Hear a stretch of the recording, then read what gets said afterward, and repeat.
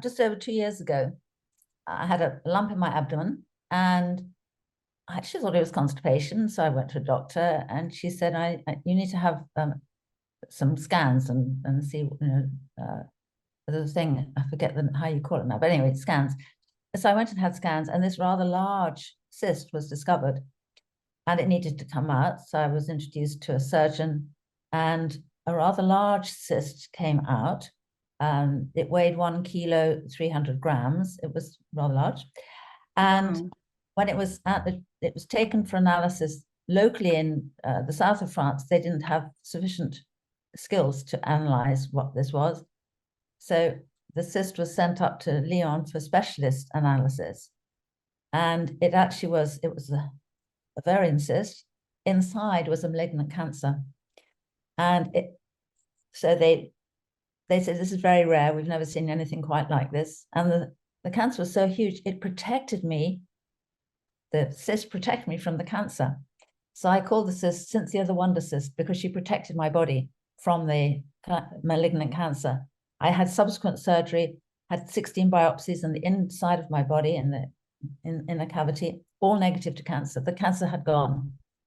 And what I understood from that for myself, and I want to say here that cancer is different for everyone. I used to do meditations for a cancer support charity down here for about 3 years. And I got to respect how everyone has their own route. Well, the route for me that I recognized was I'd heard years ago that cancer is sometimes the result of a death wish. Now, I hadn't had a death wish in this lifetime, but possibly in a former lifetime. And so the mind was taking a little journey around that.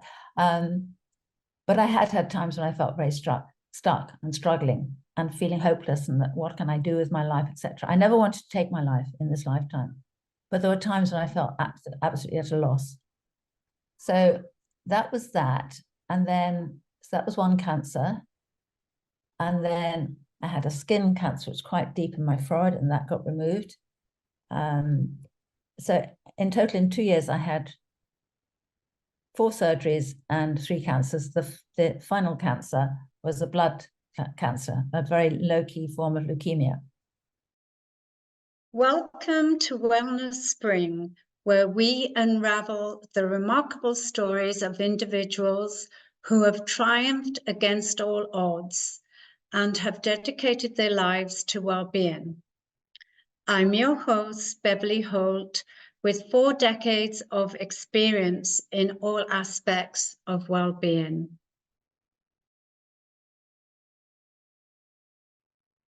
Today, I'm thrilled to introduce Naylor, an inspiring author, educator, and facilitator. With her wisdom and warmth, Anne guides us on a journey of joy and fulfillment, from crafting meaningful wedding ceremonies to empowering global audiences through her writings and teachings. Anne's insights inspire us to unlock our potential and embrace life's abundance. Get ready to be uplifted and empowered as we delve into Anne's remarkable journey on the path to wellness and inspiration. Welcome, Anne. It's truly a pleasure to have you here at Wellness Spring. Well, thank you, Beverly. Thank you for inviting me. It's just a joy to be with you, and we're at other sides of the world. You know, this is I think it's so fun. And it's really sunny here today. It's December, and it should be cold, but in fact, we're having a very warm and sunny December. It's amazing. Oh, you're very lucky. I'm currently in Melbourne, and we're in the second week of summer, and we have one day where it's freezing cold and the next day it's sunny. Melbourne's always like, you can't predict the weather, so hence I've got a warm dress on because it's been freezing here all day, and funnily enough it's just started the sun to shine through. But this is the joys, 5 seasons in one day. Impressive, yes. And for the listeners, I was blessed to meet Anne many moons ago, and she's sitting in a lovely apartment in Cannes overlooking the water, which is stunning. And we've been on many adventures in Nice and France, and we've shared stages for my Holistic Professionals Network event, and also my Be Here Now Ladies events in Monaco. And I've also delved into Anne's weekly world of chanting and healing groups, and also immersed ourselves with other friends along the beautiful Côte d'Azur for various shamanic groups and more. And not to forget that we also spend 8 weeks with the Power of 8, where we were part of an experiment with the amazing scientist Lynn McTaggart, sending healing to one person, the same person each week, once a week. And it was just transformational. The group didn't need to be healers, but most of us were. And it was just the power of intention to send healing thoughts to someone. However, today we're going to delve into the incredible journey of our ordained minister, celebrant, educator, author, and extraordinary author, and Naylor. So Thank you for that introduction. I always think it's nice for the listeners to have a feel for the people. So we've obviously shared a lot of history together, and maybe you could now start by sharing your upbringing, where you were born, your parents' education, so the audience can get an understanding of your background and, you know, delve into your life. Okay, well, my lovely parents, now passed. My mother was born in Newcastle upon Tyne, and my father came from the southwest, Cornwall. And I was born in Newcastle on Tyne, so I'm a Geordie, technically. And in fact, I was there recently. It's a place that touches my heart. Mind you, a lot of places in the world touch my heart. So that's where I was born in 1948, so I'm 75. But I don't feel 75. I do feel a lot younger. And my dad was in the Royal Navy, so he traveled every 2 years. I mean, we were moving every 2 years as a family. And this is a major turning point in my life. I have a younger brother and sister. Was when I was about 12. My dad was posted to the Caribbean, and the education there was considered not as good as in England. So I was left behind in England when my family, my mother, father, and younger brother and sister went to the Caribbean. And I was, you know, that was okay with me because it was better education in England and I was keen to have a good education. But what you don't know as a 12-year-old is the emotional stress that can come when you're separated from your family. And I had a guardian in London who was quite strict in her way. She was quite authoritarian.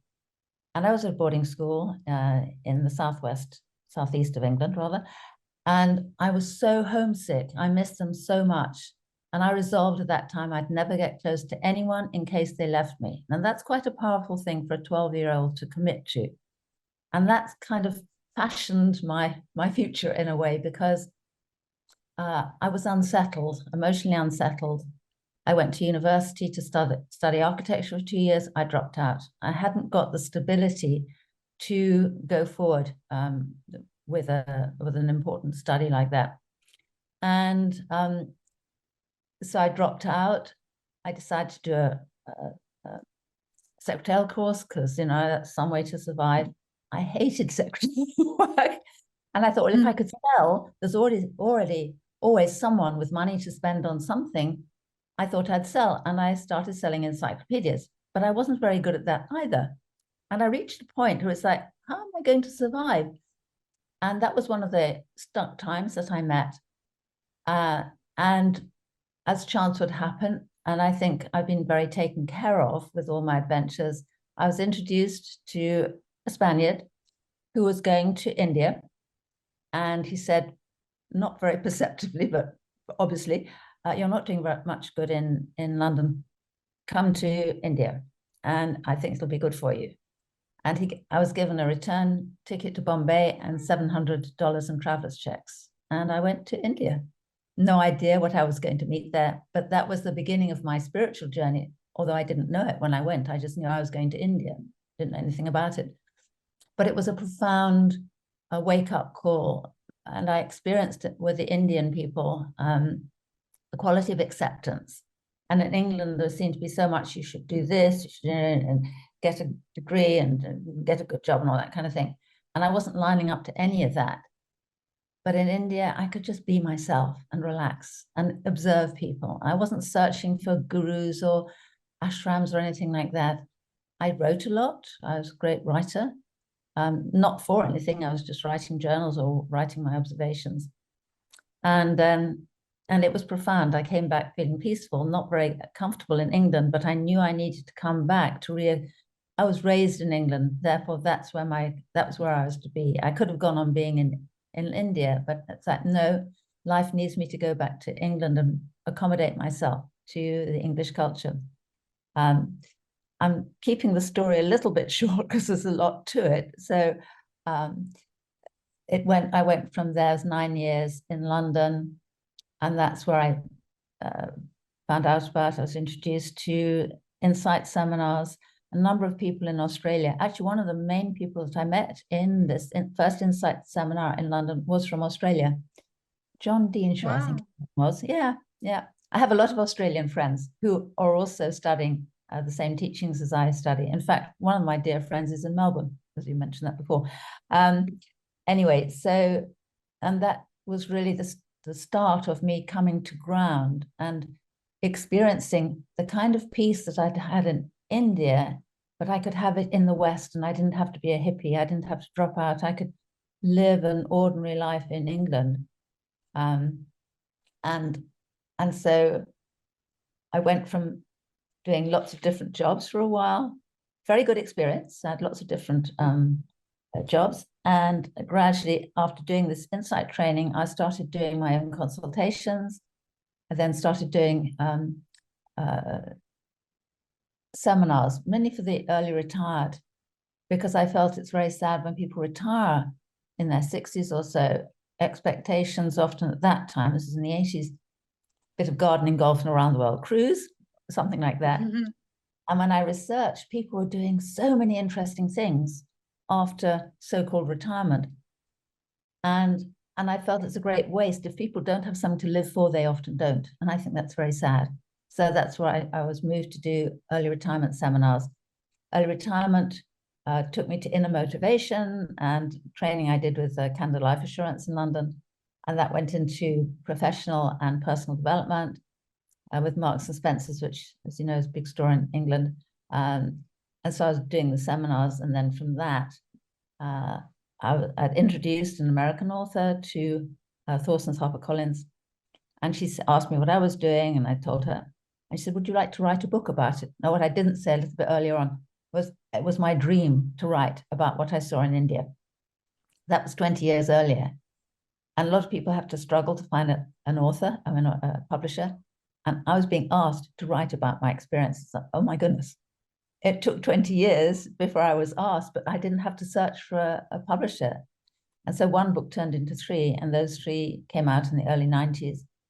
There's still good stuff in them, and I think one day they might be reproduced, but they're not yet, which takes me to my current book, which is in the process of being published. I'm going to be the publisher for it. I'm not going to a publishing house.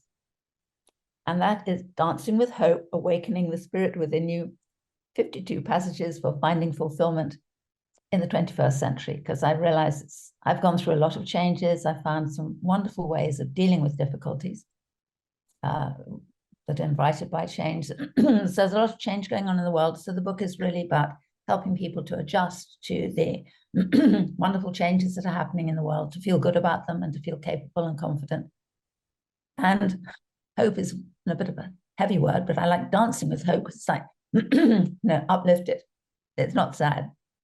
And I think one of the main things that have helped me through all these different changes I went through is I didn't blame anyone. I didn't blame my parents for leaving me behind. That was what happened. So my whole outlook is everything that comes to me is for me. And I had a contract with Spirit right at the beginning of this life. There'll be certain things I get to experience. So I believe in the idea that we create, promote, and allow everything that happens in our lives. And it's quite a big statement to take on. But that's my truth. So I don't have any blame or resentment or regrets. No, because everything that's happened to me that's been difficult has turned into a blessing. I've been so blessed. So that's part of the message that I'm keen to put across, that however difficult your life is, there's a way forward. And sometimes it just takes a little bit of reframing or looking at it differently or whatever. And life is a blessing and a gift. So that's a shortened version. I was going to say, I don't think you've come up for air, and you've unpacked a lot there, and I know it was very short version.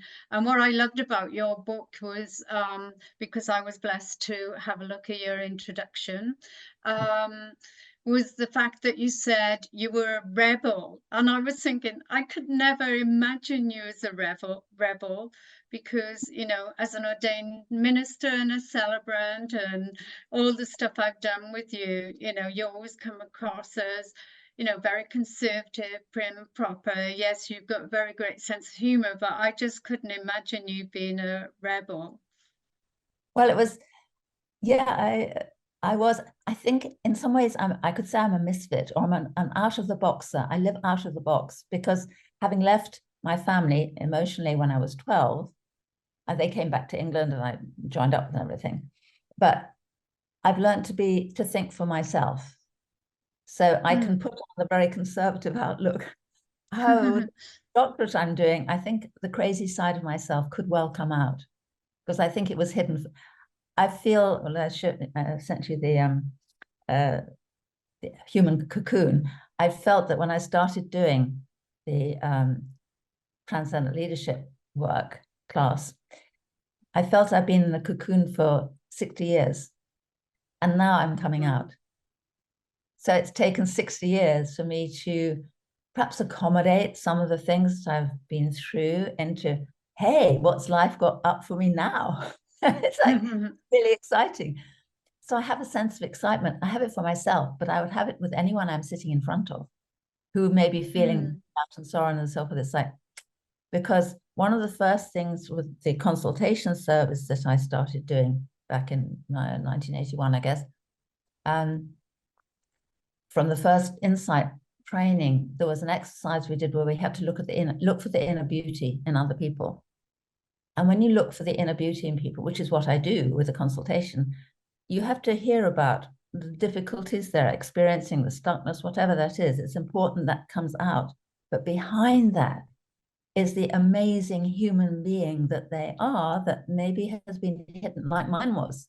I think my amazingness is yet to show up. I'm still, so I wasn't a fighting rebel, but I didn't really conform. And that's one of the things I put in the introduction. And I wanted to conform because my mother said, you know, Anne, you must conform. And it's like, well, I tried, but I'm not very conforming, which is brilliant, because at this time when there's so much change going on in the world, it's wonderful to be with people who are feeling that they're not fitting in the world, or don't sort of fit in the world.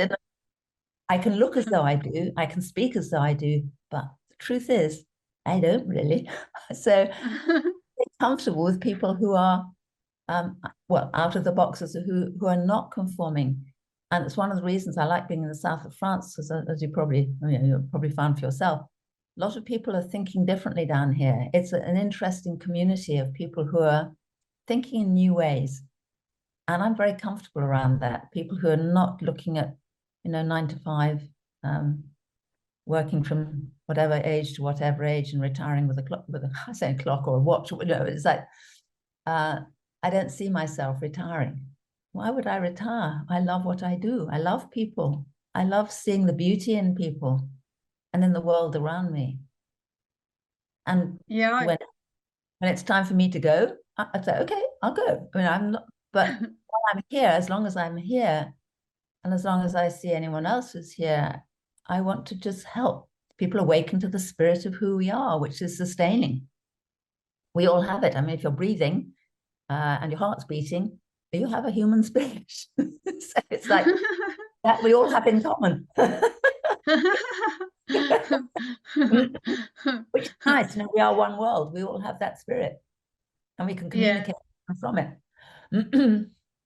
I totally agree with you. And I'm always the misfit in the family. I've always been the one who didn't feel that I fitted in and felt that I was born into the wrong life, the wrong family, and always wanted to travel. And everybody else was very much home birds. And my parents couldn't understand why I had this urge. I wanted to travel, wanted to go, and this desire and doing things out of the box. I've always been impulsive and listened to my intuition, and this is how I've managed to travel around the world.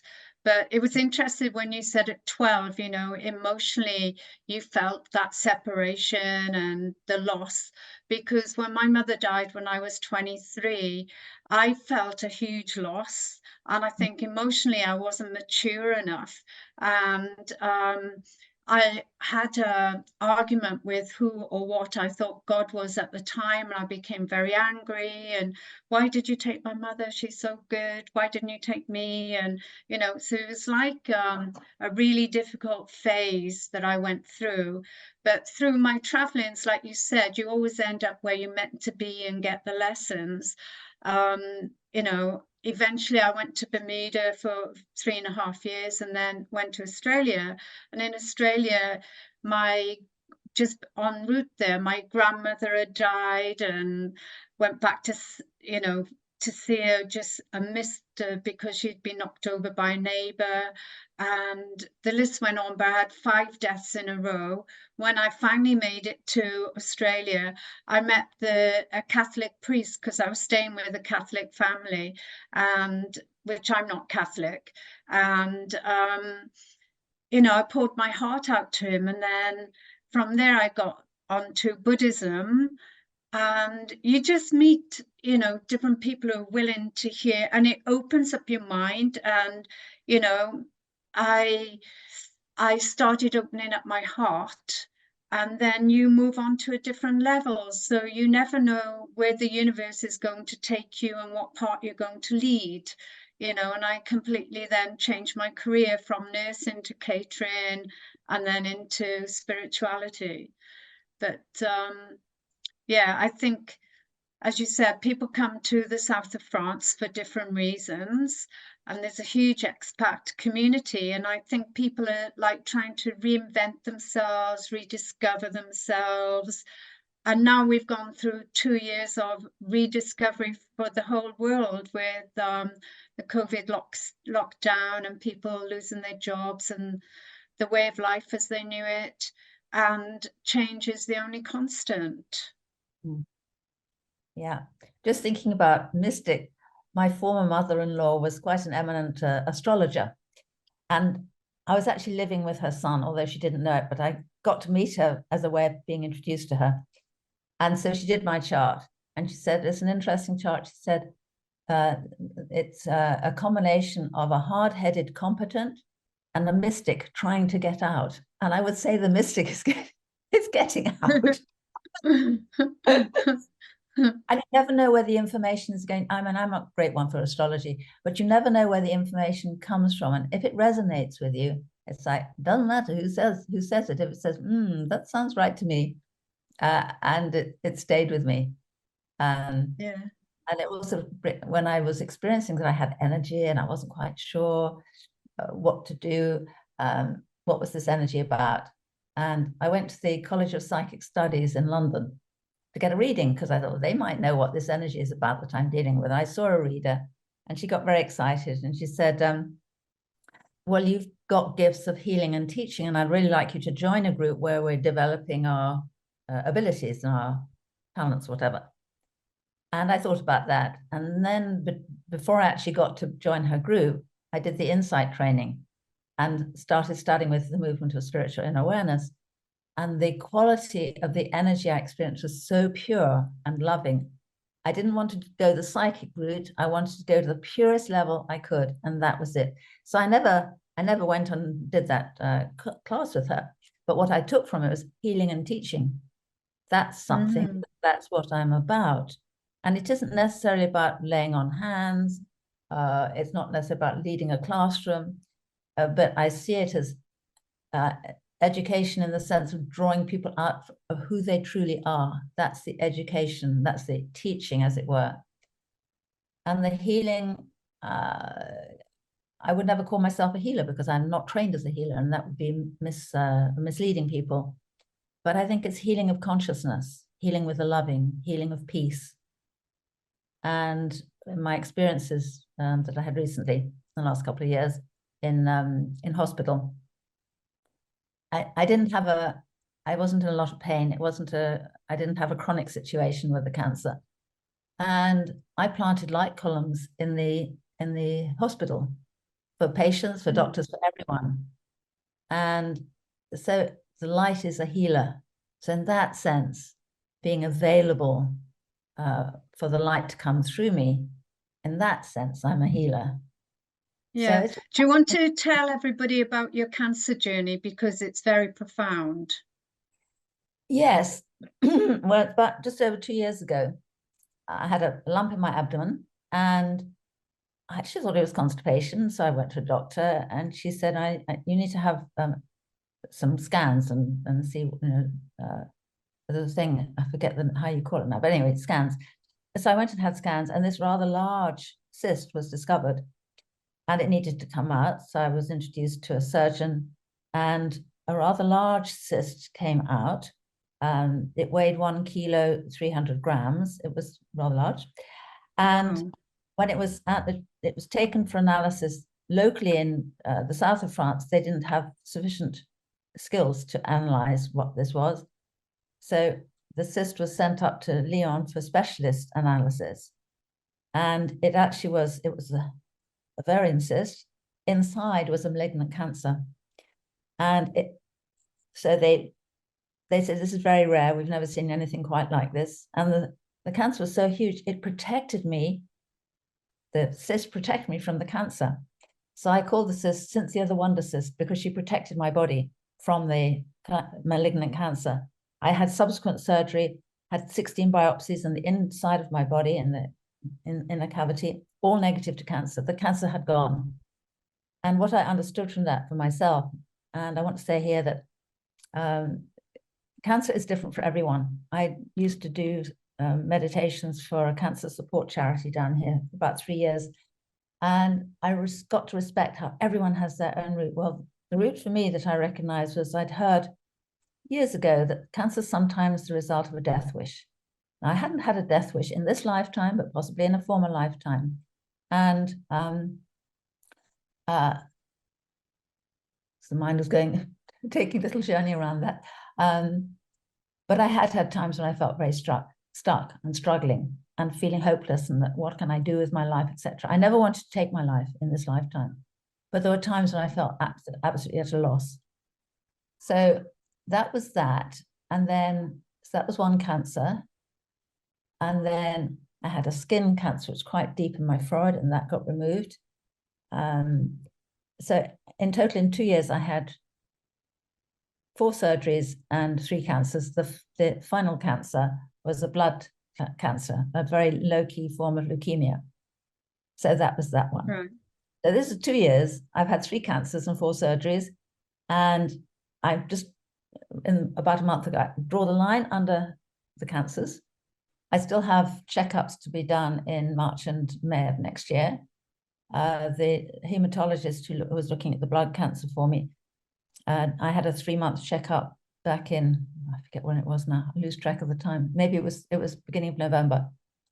And he said, do you have any pain? No. You feel tired? No, I have more energy than I've ever had. So he said, I'd like to see you in 6 months. If all's the same, we'll do another scan and a blood test. And then it'll be a year. So I consider that's the conclusion of the physical, the medical side. But I've been going through quite an emotional transition. So sometimes not losing words, feeling disoriented. And one of the things that I hid when I separated myself from my family was fear. And so one of the exercises I've been doing is clearing fear, because it was associated with the cutoff that I did from my family. and a number of other things. So physically I'm well, but I'm also taking time for the completion of the healing to take place. So I'm taking long sleep, upping my sleeping patterns. So 8 hours sleeping I'm aiming for. Don't always do it, but I'm aiming for that. Of course, exercise and just the common stuff, having a good diet. I did drop weight, but I was quite happy about that. So I'm treating myself consciously in common sense health, and nothing that's over. I don't do supplements. I do vitamin C, but I don't do supplements or anything. I'm fortunate I have a strong constitution. And as the book that I'm currently working on gets completed, I'm probably going to be reaching out to more people, and I'll have the strength to do that. I don't know I'm weak to do that now, but I'm still being prepared. It's as though in the surgeries I had, it's as though I received gifts from spirit. And those are still being integrated and I'm coming into alignment with those. And my ministry is really clearing the negativity from me. We all have it. I mean, it's that we're down in this world. Clearing that. So I am a clear, as it were, vessel for spirit to come through me. I don't need to know that I'm being used. I don't need to have the ego saying, oh, well, I did this. And that's not a bad thing, but that's not the track I'm going on. I just say, okay, God, just let that come through me to help however it needs to help. I don't need to know that that's being done. I sometimes know that I'm being used because I feel a bit tired. It's like, oh, I think I was used for something. And that's fine. I just know, okay, I'm tired, I need to sleep. No, that's fine. In the first 2 years, and I don't think I mentioned this, anyway, I started 3 years ago, a 2-year class in, it was a master's in spiritual science in transcendent leadership. And for those 2 years, which included 1 year of the beginning of the cancer journey, I wrote to God every day. And it was just like, I just write whatever came to mind. Obviously, when I was in hospital, I wasn't writing to God, but I kept writing. And then at the end of that class, it was a year ago or so, I was rushing because a part of my inclination is to get on with things. And that wasn't the right thing to do. I fell on my right hand and crushed a bone in my joint there. I could not write. I could not write to God anymore because I couldn't write. I couldn't even use a computer. Okay, I can't write to God. Then I'll talk to God. If I can't write, there's always a way, you know, whatever happens, there's a way. And so I talk to God a lot. And I feel the presence of God is with me. So it's usually a morning and an evening. I have a little session during the day. And if I'm feeling really out of balance or out of sorts, then I ask God to help me. And I have these cards all over the place. Ask God for help. Oh, how sweet.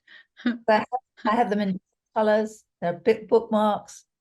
And the interesting thing is if I've woken up feeling a bit rough, you know, sometimes you wake up feeling a bit out of sorts. And I'd say to God, I need your help, please. And just to make sure he's heard, God, I need your help.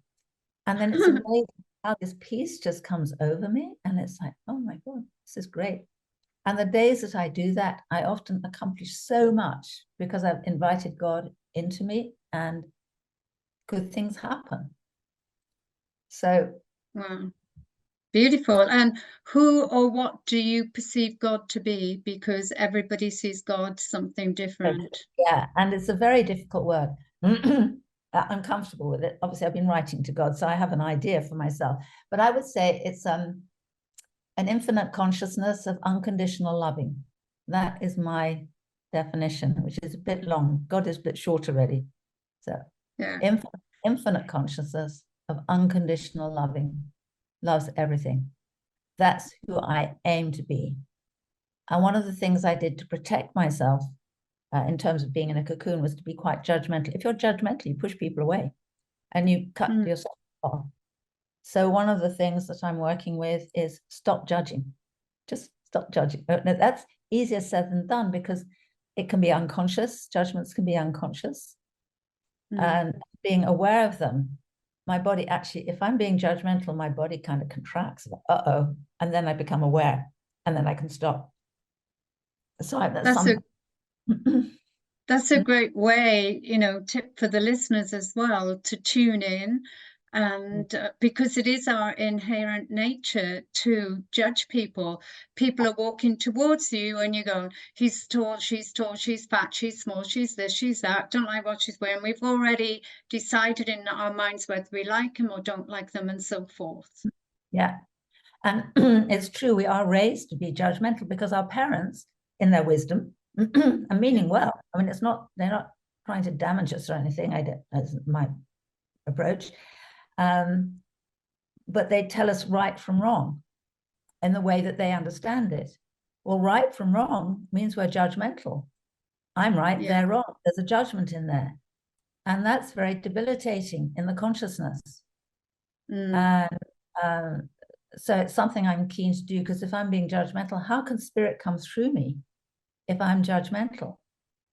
And so I do have difficulty with things like politicians, which seem to me toxic, because it's I'm right and you're wrong. It's like the right wrong thing is going on, or good bad, and that's quite I would say that that's one of my learning curves. Now, I'm not going to stop learning until I leave the planet in this body.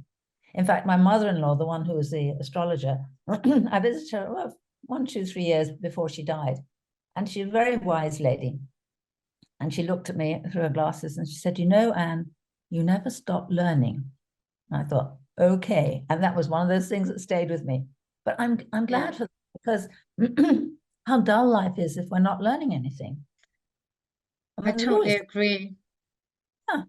And it can be fun. But if you want it to be fun, it can be fun. Yeah, exactly. And I know you are a student of life. Every time I speak with you, you're doing something. And firstly, can you tell us when you arrived in France, and what was the catalyst for you coming over to France? Because you've been there quite some time now. Over 30 years. Well, I was married in 1987, and I had been with my former husband, I think, something like 13 years. So, and he ran a fantastic business called Job Creation, and he did that through England, but many other countries as well. And very inspiring. And what he was doing mirrored what I was doing on a smaller scale. And we combined, we're very much linked in that way. And we called what we did human energy and resource technology, which, if you get the headings of the letters, it's HEART, human energy and resource technology, or HUTech for short. And then he retired around about 1990. He sold the business, or retired, he sold the business. And I thought, oh, great, we'll have a great life together. But my demon of never get close to anyone, that didn't work so well when he retired, because when he was working a lot of hours, I was able to organize my life around his life. But when we were together, that became a lot more difficult. Anyway, he decided that we needed, for various reasons, not to be living in England. He sold a big business in Germany. So we moved to France. So that was how I came to be in France. We divorced in 1997. He went back to England and I stayed on. So my life kind of took and actually those early years when I was first here, I got my first contract to write the first book at the end of the 1980s. And I wrote the 3 books during that time. I was first part of the time I was in France. Wow. And here I still am. And there you are, and you're in a fabulous part of the world. And yeah, it's funny because when my mother died, because I could hear my father coming home and crying every night, I made a pact that I was never going to get married and have babies, because I didn't want that to happen. But I have been, fortunately, I was meeting and attracting Mr. Wrong for many years until I met Brian. And even though we're not married, we're still together nearly 20 years later. So it is a big record. But can you tell us about your book that you're currently writing? Because I'm sure just listening about it, people are going to benefit.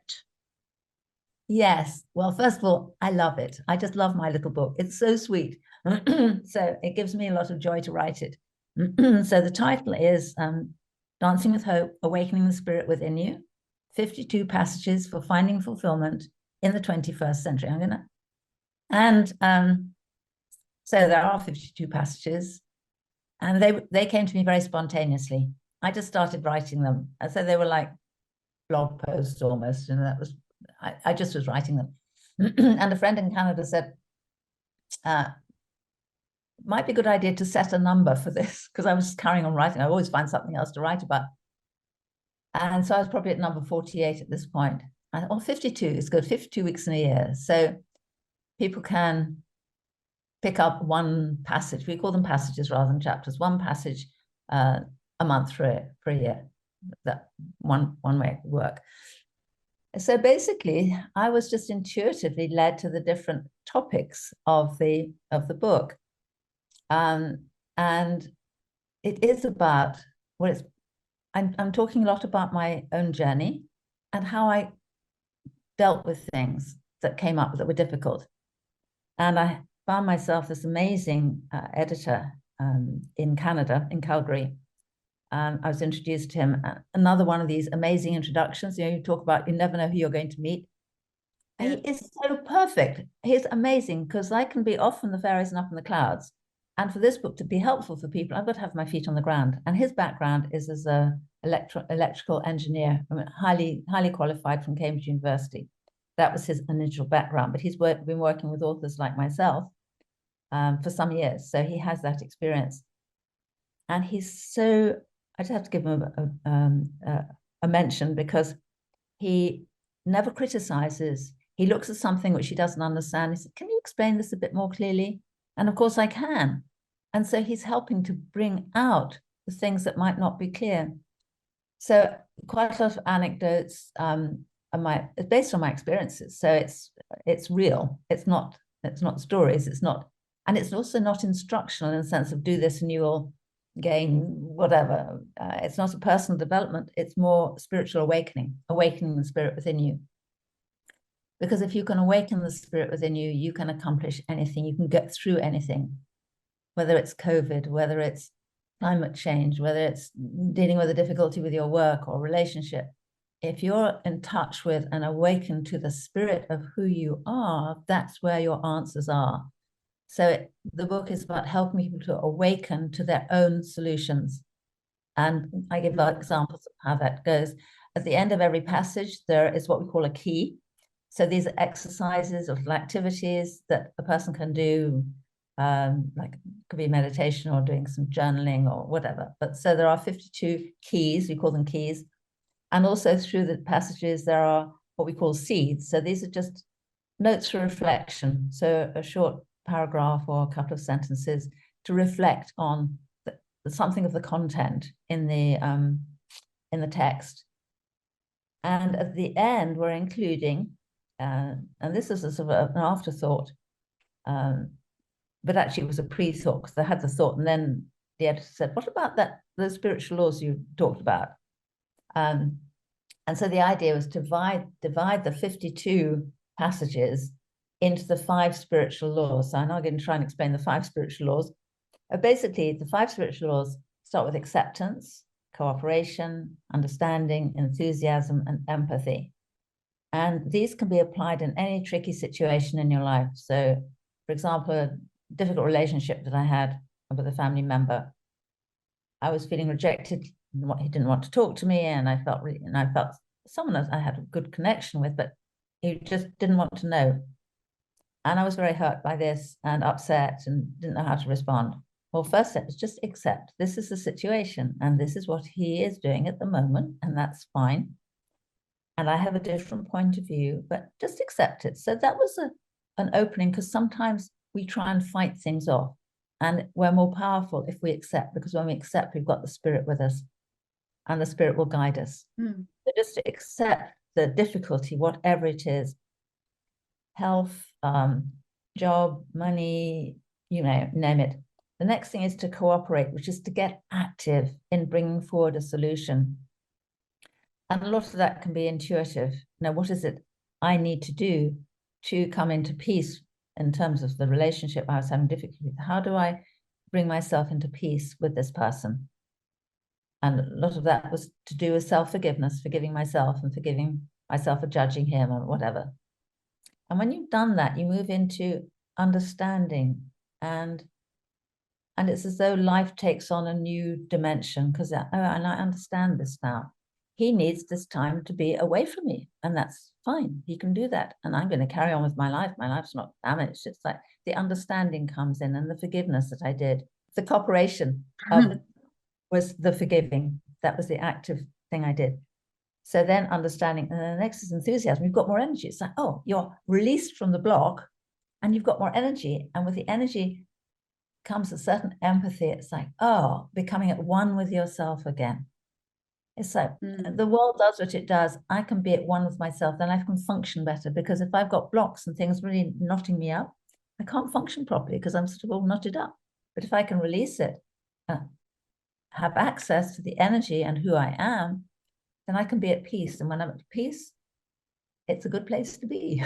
Empathy, oneness, to be at one with my brother and what he's choosing, and to be at peace with myself at this time.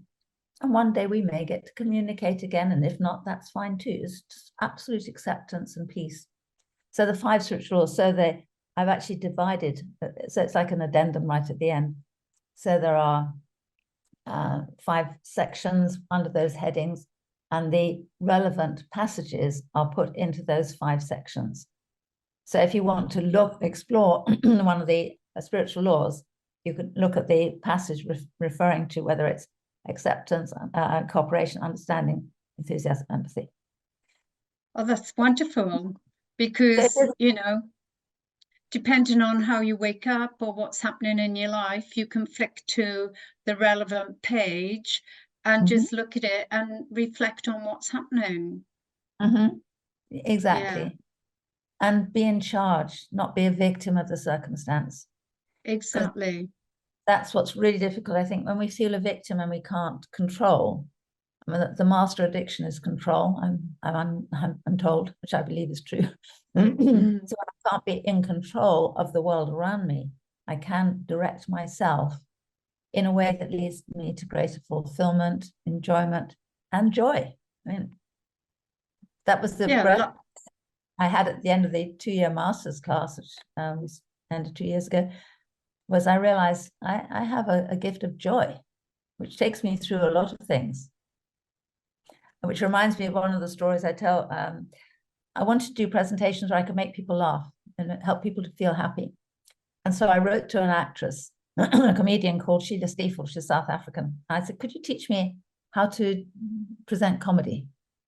And she's very sweet. She replied to me and she said, well, I tried to teach comedy at one of the major London drama schools. She said I couldn't do it. So what I tell people to do is to see the funny side in life. And that was one of those messages that I received. It's like, yes, see the funny side. And I suppose I've trained myself to see the funny side. And as a result, I feel a gift of joy, not to laugh at a person in the situation, I hasten to add. But if I'm taking myself too seriously, it's like, come on, Anne, just see the funny side in this. And I do. And so I do have a gift, and it comes with my conversations with God too. I think, no, just see the funny side. Angels can fly because they take themselves lightly. No. Oh, that's great. Yeah, we've got a friend. An angel. Yeah, go on. We've got a friend in Sydney, he's 87, and if someone has an accident or something, he just laughs, you know, he whatever's happening, and he's got contagious laugh, but in that moment, he takes your focus away from what we see as a disaster, and he gets you to lighten up and look at the situation from different eyes. And no matter whether it's minor or serious, you just feel so different after it. So I totally agree with you with that. And that's his gift, find and joy. I love that story from an older person, because sometimes older people feel they're useless and they can't do anything, or that all that kind of stuff goes on. I hear it a lot with people because the older people around this part of the world, oh, I'm such and such age, and you know. But if you can cultivate humor at any age, so if you're Yes, 95 and still see the humor in life, it's going to help your health apart from anything else. It's like absolutely. it's such a gift to see the funny side. I mean, that the comedian gave me a wonderful gift, and she said, "See the funny side." Yeah, absolutely. Yeah.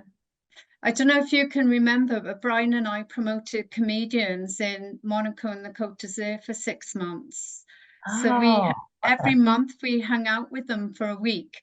And basically, a lot of them were depressed deep down. And this is why they were choosing to do comedies. But the way they look at life is they look at everything, mundane things, and they tell it in a way that people relate to it and go, "Oh, it's blinking raining again," if you're in Britain. And they uh, found it difficult to make people laugh in the south of France, and especially Monaco, because he says in most parts of the world you're struggling and you're financially poor, and it's mm, like, they try and go, "Oh yeah, I came to the harbour today and there's a boat made of gold. Have you uh, seen it? It's not gold painted. I swear to God, it's made of gold." And there was, a boat out in the harbour, and he's going, "Even the toilet paper's gold." Or they'd say something, about how, the pommies, you get up and they whinge, "Oh, I've got a bad head, this, that, and the other," and they go on for about half an hour. And or they say who's on strike in France, "Oh, we luckily we had a car today because the buses were on strike or the trains were on strike."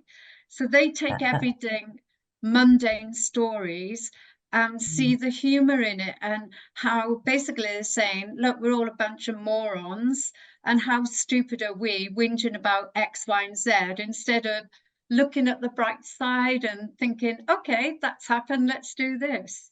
mm, uh, totally, totally. It's all the bright side is always there. Exactly. But the thing is, people often get very cast down by the news or political things or whatever, and wars. Let's face it, there's some horrible things going on in the world at the moment, and it's very easy to get pulled down. But then if we allow ourselves to be pulled down, then it's difficult to live our lives. And it's not to say you don't empathize or feel for people who are going through their struggles and so forth. But on the other hand, you still have to lead your life. Yeah. And I remember when the attacks went on the World Trade Centers, and I was with a friend who's an American friend, and I was there when the second attack happened. And I was fixated watching the news and watching those run throughs of the news again. And it was it grabbed me. I think negativity can grab us like that. And then, and that was, I forget what day of the week, but anyway, it was a few weeks later, I had to come down and do an errand. This is when I was living in Tourette-sur-Louvre. Had to come down to Cannes because my bank was here. And people were leading ordinary lives. They were not fixated by what had happened in New York that time. And it's like, this is ridiculous. I am living in the past. There's nothing I can do about it. And it's getting me down. Doesn't make any sense. And I feel that about a lot of the things going on in the world that I have nothing I can do about them. I can send the light. I can wish people well. Yeah. But I need to keep myself in balance so I can reach out and assist other people or be available to people or just have the light going through me to assist. So I have to be quite disciplined with myself, not to get too carried away with the sort of karma drama that goes on in the Yeah. world. The world probably is always going to have a bit of karma drama because we get to learn from it. Karma is a blessing. Those things that we're having to balance and work out in our lives, they give us strength, they give us understanding, they give us empathy. In a curious way, they are a gift to us. So we can learn from anything, and we can learn with joy, or we can see the funny side and encourage people and just I have a friend who's going through a very difficult cancer situation, and working out a protocol and everything. She's in California. And I just dropped her a note to send her the light. She gave me an update on what was going on for her and everything. And I told her a story, one of the effects of anesthesia and anesthetics has been, it screws my mind up a bit. And I found after the last one, I couldn't speak any French. That kind of went. And my words, I was having difficulty struggling for words in English and French. And I've been staying with a lovely friend in England while all this was going on. And I had a conversation with her, and I said, I'm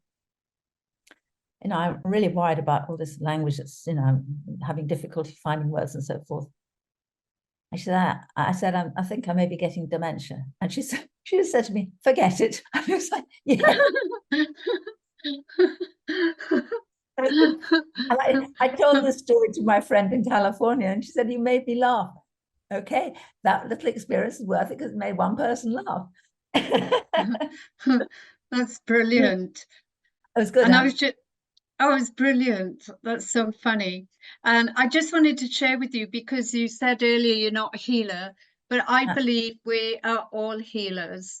You know, we have that innate healing ability. With yours, you channel the light, and you have your chanting and your prayer group. Chanting is so healing. Wow. You know, I've been to your chant groups, and everybody comes away, and when we have the share circles, everybody has shifted. They've had a paradigm shift, and you feel so relaxed. It's like, you've had a massage or something. Your body is so weightless, and you feel happy and light. And some people, they might be a good listener. And when you're listening to someone and present for them, that's a form of healing.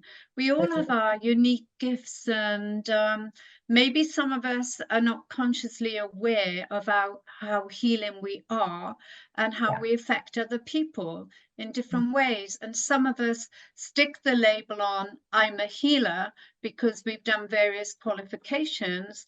But at the end of the day, we're all healers. And if you can make someone laugh, you're healing them through the laughter. You're connecting to their soul. If you connect with someone's soul, you're a healer. And well, that's the human spirit, as I exactly. And that's your unique gift, and you're a master of it, because just listening, everywhere you've given a talk, you've had the audience in fits of laughter, and people were saying to me at our ladies' lunch, be here now, oh my God, Anne is so funny, and where did you find her? Where did you meet her? And, so forth. And that is your unique gift of helping people to be relaxed, accept where they are, be comfortable in their skin, and be present, and nothing else matters apart from that present moment.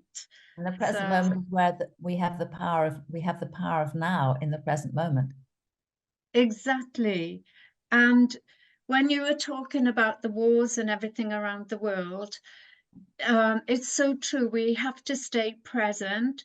And my mother-in-law always says, don't worry about things that are outside your control. Just accept, and then think, okay, how can I be of service? This is what I add on. How can I be of service? And I send Reiki distant healing, but I say to people, if you're not trained, just visualize the area or the person and see them showered with divine love. You can see it like rose petals, or however you want to see it, like a loving mist or rain, even showering that person. It's just your intention. Yes. And if everybody was showering people with love, maybe this world would be a much happier, beautiful place to live in. I think so. Well, most evenings, because sometimes I'm busy, at 9 o'clock my time, I join a group. We do what's called intercessory healing. And so basically, it can be any number of us. And there's one based in, I think there's one based in Australia, actually. Well, there's a time zone that's covered for Australia, but this is one that's for Europe. And And so it's really, we do an opening prayer, and then we do a meditation for 15 minutes only. And we send the light to the body of angels who are in charge of intercessory light deliveries, as it were. And then they direct the energy of light to wherever it's needed. And so there's a group of us, it's every day. And one, as like I say, based for Australian time, one is Europe, and there's another one, I think Venezuela, I think there are 3 at the moment. So the groups of us doing that. And yes, I do feel, I don't have any evidence to say, but it has to be doing good. It's not doing harm. And I love it because for me, it's lasting at night. So I go to bed having done intercessory healing, because what you give, you receive. So it's like, I go to bed just really blessed out. That's beautiful. And just before we come to a close, I always ask my guests, if there was one thing you could do to change the world, what would it be?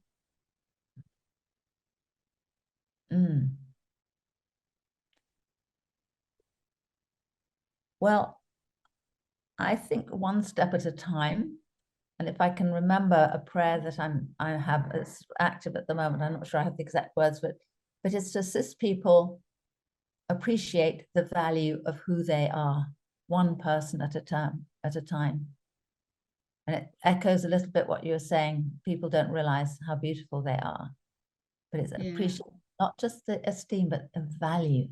We human beings are so precious, and educated, we're not brought up to recognize that. If I could introduce that into education systems so that the teachers would have to recognize their value in order to teach children their value. It's like, it's a kind of a growing thing. I'm getting shivers. Am I supposed to do this? I hadn't thought about this until you asked the question quite this way. But God, I surrender. When I get the shivers, I always see that as an affirmation that I'm on the right track. Yes, I'm getting more shivers as I'm thinking about it. It was the sentence has now gone into in Change the World. Well, we'll just see if I'm supposed to do that. It's like, I'm willing. It's like, just show me how. I'm not sure how to do that. I think one of the things that I want with my book is, it's not the words entirely. I mean, the words, I hope people enjoy the words, but even if they were to touch it, to see it in a bookshop, to see it on Amazon or whatever, that they get the energy of intent, just even through seeing the title of the book. Oh, that's wonderful. Absolutely wonderful. And on that note, I want to thank you for all you are and all you do.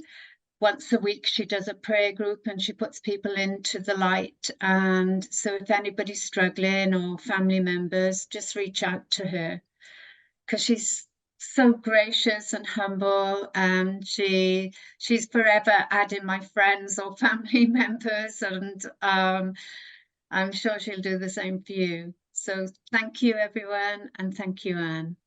Oh, thank you so much, Beverly. What you're saying to me, I think, is a mirror of who you are too. Your generosity, your humility, your appetite for life. Not you were not saying those to me, but I'm saying them to you. And I'm so grateful that we had this conversation. I've so enjoyed it, because you bring things out of me I'd forgotten I knew. So it's just a super blessing. So thank you so much, and love and blessings to all of your listeners. And when you were talking about the wars and everything around the world, it's so true. We have to stay present. And my mother-in-law always says, don't worry about things that are outside your control. You know, just accept and then think, okay, how can I be of service? This is what I add on. How can I be of service? And I send Reiki distant healing, but I say to people, if you're not trained, just visualize the area or the person and see them showered with divine love. You know, you can see it like rose petals, or however you want to see it, like a loving mist or rain, even showering that person. It's just your intention. Yes. And if everybody was showering people with love, Mhm. maybe this world would be a much happier, beautiful place to live in. I think so. Well, most evenings, because sometimes I'm busy, at 9 o'clock my time, I join a group. We do what's called intercessory healing. And so basically, it can be any number of us. And there's one based in, I think there's one based in Australia, actually. Well, there's a time zone that's covered in for Australia, but this is one that's for Europe.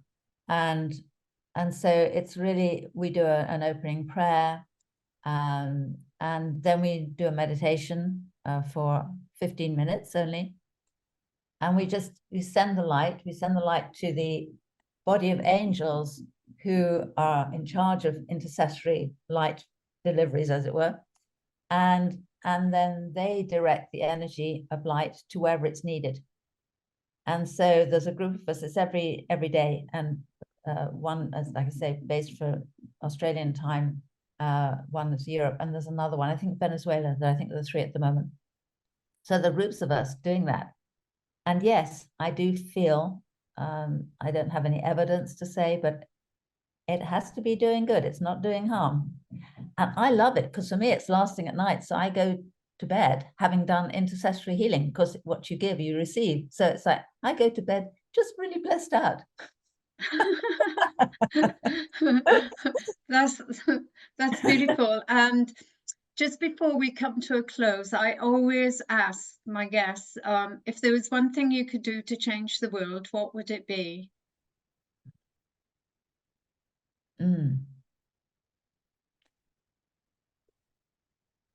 Well, I think one step at a time. And if I can remember a prayer that I have as active at the moment, I'm not sure I have the exact words, but it's to assist people appreciate the value of who they are, one person at a time. And it echoes a little bit what you were saying. People don't realize how beautiful they are, but it's appreciate not just the esteem, but the value. We human beings are so precious, and educated, we're not brought up to recognize that. If I could introduce that into education systems so that the teachers would have to recognize their value in order to teach children their value. It's like, it's a kind of a growing thing. I'm getting shivers. Am I supposed to do this? I hadn't thought about this until you asked the question quite this way. But God, I surrender. When I get the shivers, I always see that as an affirmation that I'm on the right track. Yes, I'm getting more shivers as I'm thinking about it. It was the sentence has now gone into in the Change the World. Well, we'll just see if I'm supposed to do that. It's like, I'm willing. It's like, just show me how. I'm not sure how to do that. I think one of the things that I want with my book is, it's not the words entirely. I mean, the words, I hope people enjoy the words, but even if they were to touch it, to see it in a bookshop, to see it on Amazon or whatever, that they get the energy of intent, just even through seeing the title of the book. Oh, that's wonderful. Absolutely wonderful.